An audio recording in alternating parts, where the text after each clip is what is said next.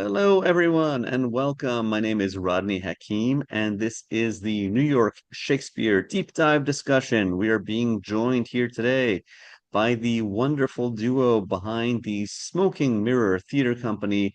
We have John Gordon and Ruby Rich. They'll be joining us in just a moment to tell us about their upcoming production of A Midsummer Night's Dream, which is running from August 27th through September 13th. For those of you who are joining us for the first time, or even for some of our repeat viewers, my name is Rodney Hakim. I'm the voice behind the New York Shakespeare social media, and our goal is to bring you as much Shakespeare content in New York as we can, whether that is stage performances, blogs, podcasts, book releases, film screenings, or whatever the case might be. We try to bring as much of that content to you as we can across social media on Instagram, Facebook, LinkedIn, YouTube, X, formerly Twitter, among other locations. Connect with us on our website, newyorkshakespeare.com, and across social media for the latest news and updates. Again, we are here today with John and Ruby from the Smoking Mirror Theater Company. They're going to be telling us about their production of A Midsummer Night's Dream. John and Ruby, welcome to the New Thank York you. Shakespeare Thank you Deep very Dive. much. Thank Yeah, you. It's good to see you again. I think we last yeah, chatted with you folks a couple of years ago, and since that time, you guys have been up to all kind of exciting things. This yeah, this coming summer, we're in August right now. At the end of this month, at August 27th yeah. through September 13th, you have A Midsummer Night's Dream. hmm What inspired A Midsummer Night's Dream at the end of the summer as opposed to in the middle of the summer? Well, in our book, any Shakespeare play is always timely. And we did last year, we did King John, which was a phenomenal success and a very difficult play to do, hardly ever done. And the year before, The Tempest. And we kind of looked at each other this year and said, how about a comedy? So we considered different things. And then, Midsummer Night's Dream has always been one of our favorites. Yeah, well, we just love how deep Shakespeare is in the human psychology. And what one thing we hadn't really investigated was love, which this play is all about human psychology and love, and it's magnificent treatise of Shakespeare on human nature and love And from war. the yeah from the most tender love to the worst cruelty. It's Yeah. the whole gamut. Yeah, yeah, yeah. So the thing we always find with Shakespeare is just a little entryway into it, and then you go deep dive and you find all these things that you never even realized were there. It's endless. So our journey has been endless. The cast is phenomenal. The rehearsal process is great, and we're just very, very excited to put this on. And That's the cast fantastic. is very enthusiastic too about the production. So I think that's wonderful, and I applaud you guys for having such a diverse series of programming that you put on. One year The Tempest, one year King John. Those are both in their own ways very challenging works.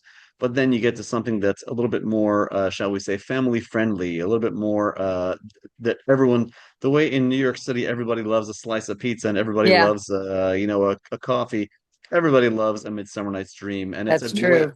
a great way to cap off the Yeah. summer season before everyone's back to school and back to work and back to reality is a little bit of a little bit of fun adventure with our Yes. fairies and Puck and all the mischievous Yes. sprites that are Yes. gonna give us one last romp of summertime fun Yes. before we get back to the grindstone, so to speak. Mm-hmm. yep. So I think it's great. And is it the same cast? Do you guys have a resident acting company that you've been working with for some time? We have certain people who have been with us for the past actually 4 years. I'd say maybe three or four actors, but then we always audition people depending upon what we're doing. This particular play, even though there's a lightness to it in terms of the comedic element, it's actually quite a complex play because there's a lot of music and dance. And we have a wonderful music director, Cam Gray, who's been with us since The Tempest, And so we have wonderful original music. We have Judy Fowler, who's a gorgeous choreographer. And so we really auditioned people, and with an ear and eye towards movement and ability to either play an instrument or sing, because we have the play very married to music and movement. So it's quite a challenging production, but we really felt we needed a talented cast to pull this off. Right, talented both singing and dance and movement. So we'll get the full three dimensions of everything.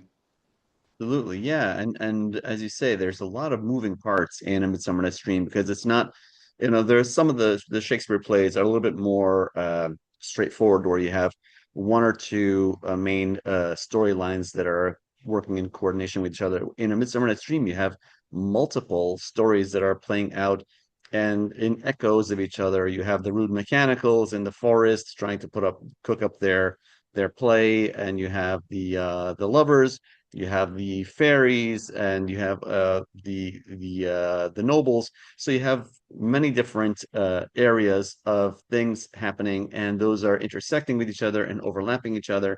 And it's a lot of fun, a lot of excitement. As you Yeah. say, there's a lot of musicality, there's a lot of Hmm. movement, and I love when A Midsummer Night's Dream, when a production goes into some of those elements Hmm. and pushes the musicality and the fun and the color and the movement. So just so that you have all of those different elements working coordination, but working in a way that is visually and in an auditory way is going to be compelling for the audience.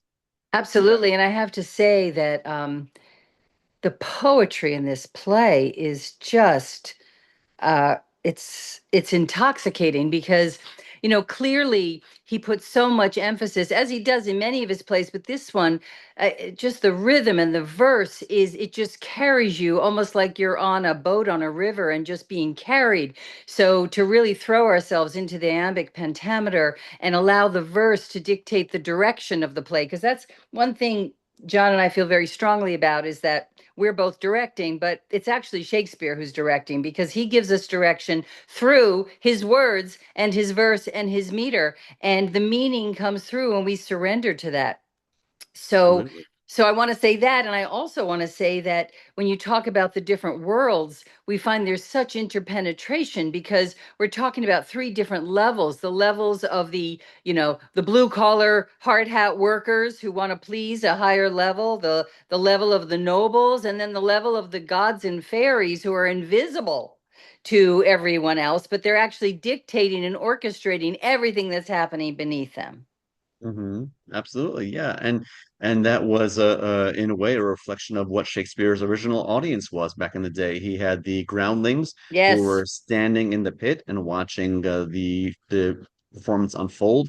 You had the people who were of different strata of society at Yes. Yeah. progressively higher levels Yes. in the crowds, and that's reflected in the makeup of the characters in the show. You have the mechanicals who, as you said, are the blue collar, shall we Yeah. say, and the white collar members.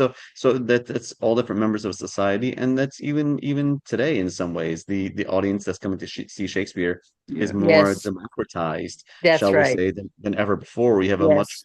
broader swath of society who I remember back in the day when I started to get into Shakespeare, it's to come to watch Shakespeare, you almost had to come back in those days with a degree from college, where you had to understand Shakespeare on a scholarly level to Uh-huh. appreciate some of the performances. And Hmm. now I think with companies like yourselves that are adding the color and the dimension and the music and the fun, it's become a little bit more easy for people who are just entering the world of Shakespeare for the first time, or that don't have that scholarly background, can come in and enjoy it just as much as anybody else.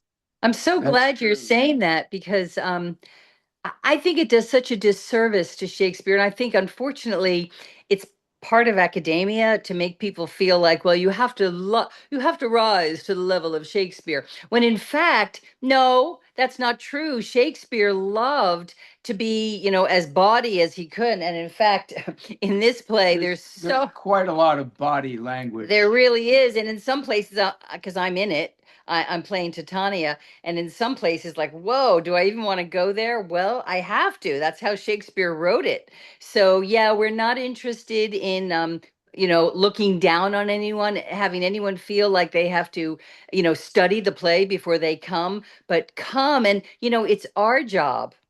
I think you feel this way too, John. It's our job to make it understandable for people. And when it's not understandable, it's not a lack of education on the audience's part. It's a lack of uh, talent and acting chops to Put- be able to do Putting it in the properly. homework because Yeah. we emphasize with our company that every single word has to be heard and understood. It's uttered to the audience. There's no reason why any of it should be missed. No, no.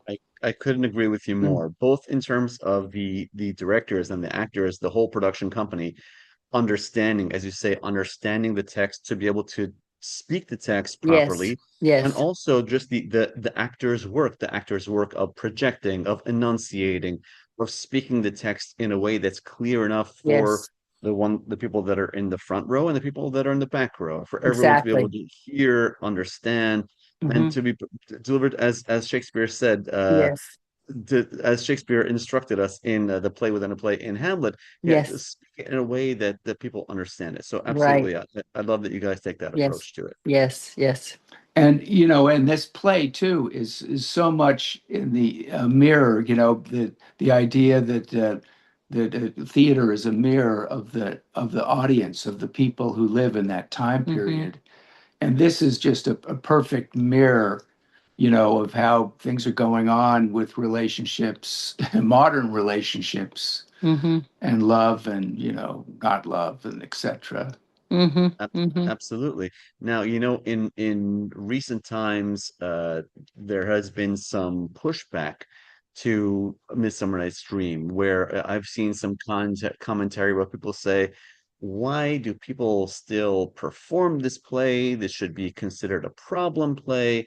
Because if you look at it the way that Oberon and the dynamic between and Titania, that is an abusive relationship, and Mm. he's drugging her, and there's Yeah, you that's know true, it's actually. there's some issues of of consent, and Oh, yeah. there's all kind of issues like that, and I think if we okay, that's we can accept all that, but let's just put that on the side and let's just enjoy it for what it is, which is it's an entertainment. It's maybe it's a little bit not as grounded as in reality as some of Shakespeare's other plays, but I don't think there's the intent to offend anyone. As Puck says in the end, if we if we Shadows have shadows, offended. Yes, that's right. it's So, true. it's I don't think anyone is intending any ill will. I think it's just a way to pass 2 hours traffic of the stage with some fun and entertainment and some lighthearted ribaldry, shall we say. Right, I and not only that, but I mean, people do fall in love, like the potions that go into the eyes here, and they just lose their minds, so to speak. well, I mean, that's just part of human nature. And so Shakespeare could get away with a lot because he can bring magic into it. and also I think there's no doubt that in any relationship, as healthy as it may be, there's always a power struggle. Right. Always a power struggle. It's a part of every relationship, and that's what's going on between Oberon and Titania. It's not actually about this changeling boy. It's about the power, and the affection. It's interesting. She refers to him several times as jealous Oberon, and he refers to her as proud Titania. So Shakespeare loves to take a particular, say, weakness or characteristic, lay it out at the very beginning of the play, and then watch it unfold and see how that character deals with that aspect of their being. Right. So it's a very interesting play. And then in terms of the lovers and the potion in their eyes, it's so interesting because Demetrius is truly in love with Helena. How many of us go through our lives and we choose the person who's not right for us because, oh, she might be more economically set, so maybe I should be with this person than this person who's struggling. I'll have a better life, but I'm not. I'm going against my heart. What am I making this decision based on? And I think that's what's happening in the case with Demetrius. He's not being true to himself, and I think at the very end he says, I no longer have feelings for Hermia. That was part of a childish thing. Well, yes, it was, and then it takes a while to really wake up and realize this is meant to be my true partner. Well, That's not right. only That's right. that, but it's the economics which is really governing that because, Well, we don't know that. We're well, sort of surmising it. yeah, but it's pretty clear that Aegeus, the father, and they're all very rich, is whoever marries Hermia is going to have a fortune. Right. And we see that dynamic played out in other plays as well. We see that in Yeah, The Merchant of Venice, and we see it in Yes. some other, and it's not an uncommon thing. So yeah, definitely there is that dynamic, there is that power dynamic, there's the love versus social status versus Yes. uh duty to the parents or to the father's Mm-hmm. demand. So there's a lot of those dynamics playing out, and I can't wait to see what you Yeah. guys do with it. And you guys, your playing style, it's a little bit more of a traditional playing style, as perhaps as Shakespeare's audience would have seen it in some ways, right? I hope so. we Yes. hope for that. Yes. Yeah, that's the plan. Yes. All right, well, that's I love that kind of Shakespeare. There's in New York City, it's like Baskin Robbins has 31 flavors. Yes. There's 31 flavors, if not more, of Shakespeare in New York City. But for Yes. me, I love that traditional flavor where you get as close to the globe stage as you Yes. can in Yes. 2026 Yeah. in Midtown Manhattan. All right, Good. so John and Ruby, I thank you for joining us today. If the New York Shakespeare audience wants to come down, get tickets, and check out this production of A Midsummer Night's Dream, where can they go to find out more? Well, definitely to our website, which is Smoking Mirror Theater Smoking Mirror company. Theater Theater NY.com. dot And com right. And then there's Eventbrite as doing our ticketing. Eventbrite, and also our Instagram, Inst- right, because and yeah, that's our Yeah. Smoking Mirror Theater on Instagram. yes, Yeah. and theater spelled RE. RE. Okay, Yeah. and we'll Yeah. put all those links in the wrap up at the conclusion of the program so Wonderful. people can just link onto there. John, Ruby, congratulations to you both on yet another summer season of Thank you. Thank Shakespeare from you. Smoking Mirror Theater. I can't wait to come check it out and I look forward to it. Yeah. see what you guys have cooked up over there. Thank Yeah. you. You're Thanks. our guest, and we love talking to you. And thank you Yes. so much for Thank the you. opportunity. It's All been a right. pleasure. Thanks. Thank you. Thank you both. All right. Thank All you. New right. York Shakespeare audience, go down, check out this production of A Midsummer Night's Dream. It's a great way to cap off the summer season, have a little fun and merriment, and see some high quality Shakespeare from our friends over at the Smoking Mirror Theater Company. John and Ruby, thank you very much. Smoking Mirror Theater NY.com or Smoking Mirror Theater on Instagram. And of course, you can connect with us at the New York Shakespeare at NewYorkShakespeare.com, New York Shakespeare across social media for the latest news and updates on the world of Shakespeare in New York. For the New York Shakespeare deep dive discussion, this is Rodney Hakeem signing off and say support your local Shakespeare. We'll see you next time. Thank you, everyone. Thank you. Thank you.